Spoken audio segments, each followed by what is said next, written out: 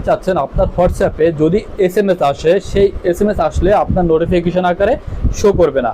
Notification আকারে যদি show করে তাহলে হয় কি, এখান থেকে আপনার যে কেউ কিন্তু কি নোটিফিকেশন আসলো আপনার পাশে যদি কেউ থাকে তাহলে কিন্তু দেখে ফেলতে পারে।